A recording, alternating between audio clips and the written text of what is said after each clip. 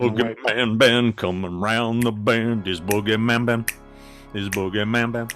Greetings, my fellow Fright Fiends, and thanks so much for dropping by the Horror Zone. I hope everyone's doing well. It's been a little bit since I've done a video.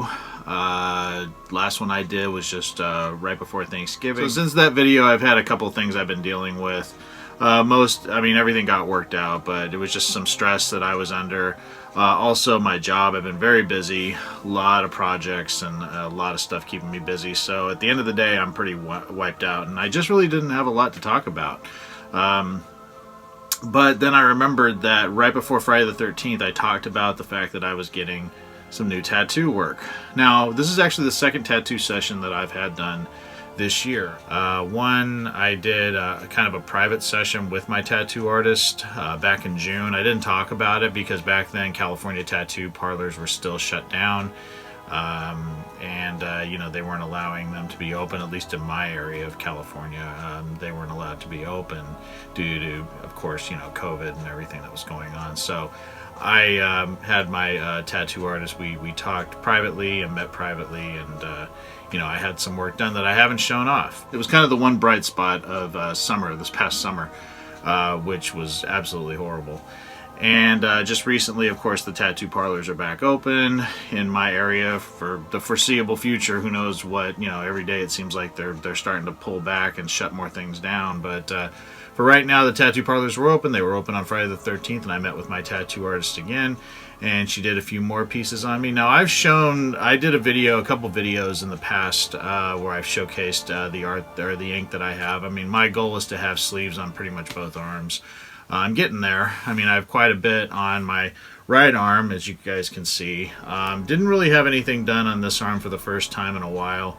But this last session, I just had her touch up my Jack Skellington pumpkin, because it's going to be kind of hard to see. I just had her touch up the ink on my Jack Skellington pumpkins. This tattoo I've had for going back to 2007. I've had it touched up twice a little bit.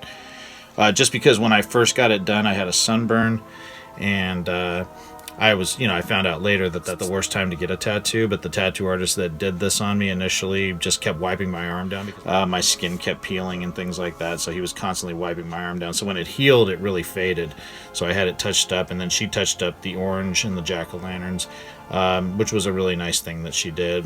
Back in, I'll show this one. So I had Red Rum tattooed on my arm back in June, and this is something I've never shown before, of course, tribute to The Shining. The other one I had done was I had Ralphie Glick from Salem's Lot tattooed on my arm right here above my Barlow that I got for the Salem's Lot anniversary. I got the poster art pretty much with the Marston House. And I had Ralphie tattooed. This is based on a Horror Hound cover focusing on Stephen King movies, and it shows in the background Ralphie in this cartoon kind of version of him floating outside Danny Glick's bedroom window, and I put it here because when I met Ron Scribner, who played Ralphie Glick, and I'll show a picture right here, he pretended to bite me right above this tattoo, so I said that would be perfect to have it here, so that's why I put it here. I probably won't get any more Salem's Lot tattoos. I'd really just like to get one tattoo for each film that I love, but this was a special meeting, and just having the actor really ham it up for me in that picture was a lot of fun. And then the final one I got, and this is one that I had wanted to get because there was supposed to be a Blair Witch reunion at the Sinister Creature Con this year, which got canceled, of course, because of everything got canceled this year. So I had the Stickman put right here, right above my thorn symbol from Halloween 6. So yeah, those are the ones I got in June. This last session, what I got the Silver Shamrock from Halloween 3 Season of the Witch, the Silver Shamrock logo, and my tattoo artist did it kind of cool. She made it look like the button on the masks, so it has a shine kind of look to it. And then I had a Friday the 13th hockey mask, and it has 13 at the top. This was one that was in their books. I have a Jason tattoo, which I'll show a picture of right here. That is on my leg. I've had that tattoo for 12 years. And this one I just wanted to do because I was getting tattooed on Friday the 13th, so I just wanted a little hockey mask to represent that, and you can see right there it says 13. And then the big tattoo I got was the Hitchhiking Ghosts from the Haunted Mansion, My Favorite Ride. and she used a special ink she used a special ink on these, and she actually did it on my jack-o'-lanterns as well. So under a black light, this will almost illuminate. So there's kind of like a blue tinge to it. I sent her the Haunted Mansion poster that you see at Disneyland when you're walking through, you know, from the gates into Main Street. And I've always loved that poster image, and I love this ride. It's my favorite ride of all time. And I just thought this was perfect, and I can't wait to see what this will look like now that it's healed and under the black light. So those are the tattoos I've gotten, and I'm already planning my next session. My tattoo artist lives in Hawaii now, and so she flies back here every other month to do tattoo work. So for my birthday in April, I'm probably going to have to see her in March, because that'll be when she'll be here next. So I'm figuring out what I want to do. This year was the 60th anniversary of Psycho, and for my birthday I wanted to get the Psycho house tattooed on my leg next to my Michael Myers and my Jason Voorhees tattoos. But because of the pandemic, I wasn't able to do that. So I'm debating if I want to do that, or I'm still planning to get the Expendables tattoo, which I've always loved. It's the skull with the raven on top of it. And, you know, I've always wanted to get that too. Initially, I had met with my former tattoo artist, and he had done this tattoo on me. You guys can see it right there.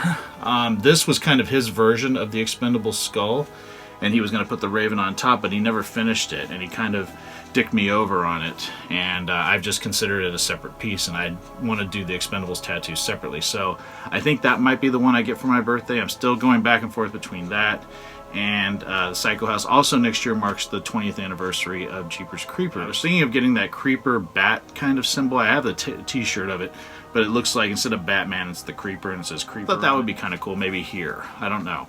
Again, I have so many tattoo ideas, and, you know, by the time I'm 50, which is 3.5 years away, I want to be pretty much covered.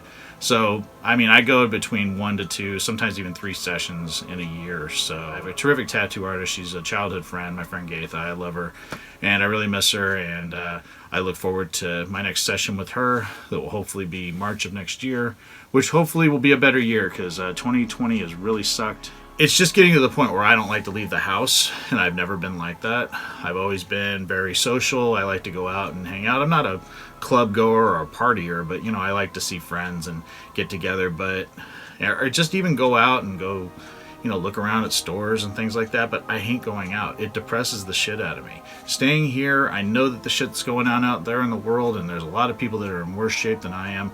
But for my own mental health, I just find that it's easier to stay in the house. I hate wearing masks. I hate going out and seeing everybody wearing masks. I feel sorry for these businesses that are suffering right now. So it's like the best thing I can do is just stay away from people.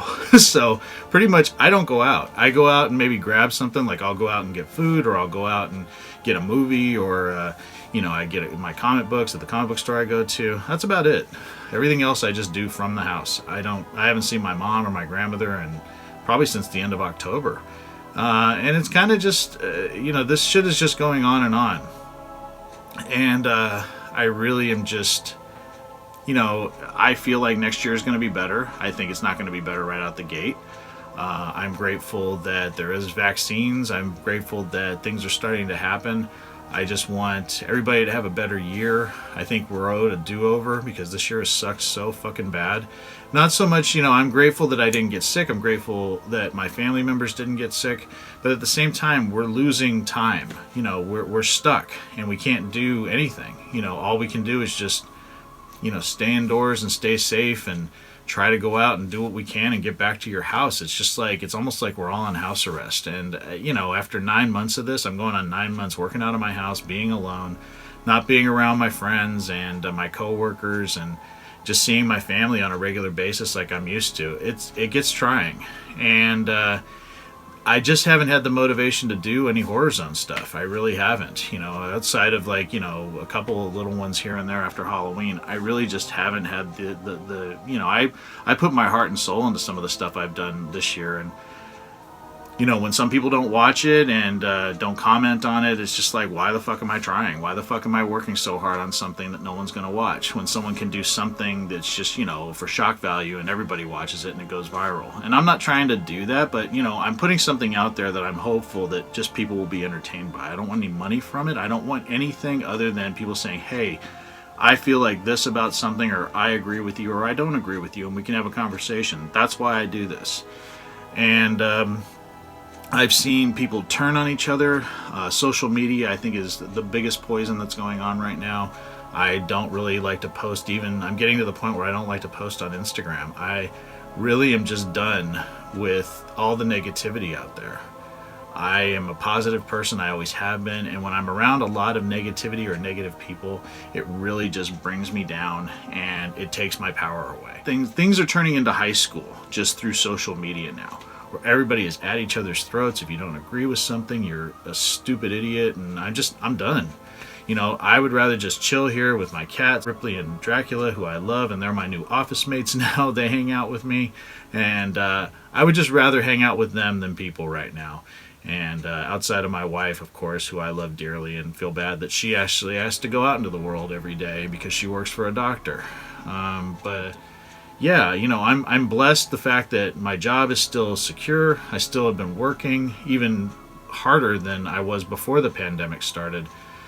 So I'm grateful for all of that, but the thing I don't need in my life is more negativity. We've had enough of it. We've had buckets load of negativity, especially in the last 4 years and this year in particular, and I don't need it anymore. Saying all that, I still love doing the Horror Zone channel. I am working on an Expendables segment. I would like to do a review of the Night Flyer, like I said in a video where I showcase some cool new things that I've gotten. I also just recently watched the movie Unhinged with Russell Crowe, thinking about doing a review of that one too. If you've seen my social media post on, I did do a small post on Instagram after watching it, so you know pretty much how I feel about it, but I'd still like to talk about the film and why I feel the way I do about it. And then of course we'll have our year-end video like I do every year, and I'll talk about, you know, it's not going to be so much top 10 movies because we didn't get a lot of movies this year, but I might just talk about, you know, in a sea of shit that is 2020, what were the good moments and some things that meant a lot to me, and some of the good things that happened this year. Even though they were few and far between, I still appreciate them, and it made some of this year bearable. So anyway, like I said, this was mostly a tattoo showcase. I had promised it in my Friday the 13th video series that I did a few weeks back. And, you know, I appreciate everyone that takes the time to drop by the Horror Zone. Let me know what you guys think about my tattoos down in the comment section below. Would love to hear from everyone as always. Take care of yourselves, and I promise I'll be back soon. Take it easy. Stay scared as always. Peace.